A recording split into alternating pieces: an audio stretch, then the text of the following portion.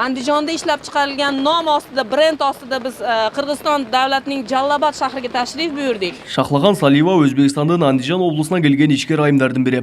Ал өз жериндеги 5000дей кол өнөрчүдөн турган бирикмени жетектейт.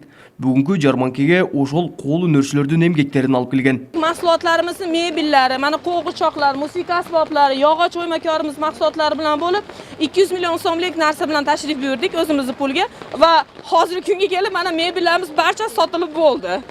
Qirg'iz xalqi juda ham qiziqadi va hozirgi kunga yana qo'shimcha shartnomalar qilishga ham erishib bo'ldik. Жарманкеге келген коноктордун дагы бири Мавжуда Курбанова. Жашылча жана мөмө жемиштердин соода сатыгы менен алектенет.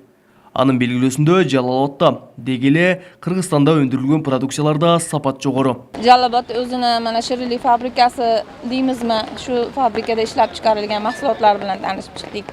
Hamda mana ichimlik mahsulotlari bilan tanishib chiqdik.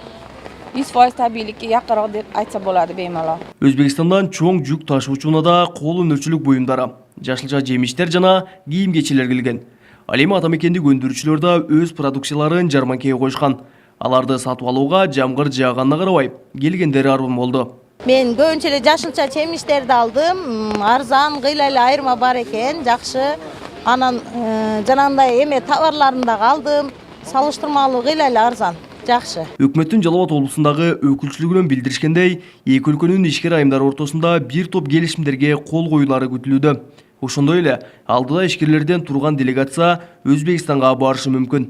Кечеден бери сүйлөшүп атабыз, тиги Андижан областынын зам губернаторунан биз жакка деле алып барсаңыздар болот экен, ушу продукцияңыз деген эмелер келип атат бизге сунуштар. Муну эми мына эменин жыйынтыгында акырында карап көрүп туруп анан кийин бир келишимдерге келебиз. Өзбекстандан кече келген делегациянын иш сапары бүгүн жыйынтыкталат. Эске салсак, жакында эле Алапкы районунан атайын делегация Наманган облусунун Касансай районуна 2 күндүк иш сапары менен барып келишкен болчу.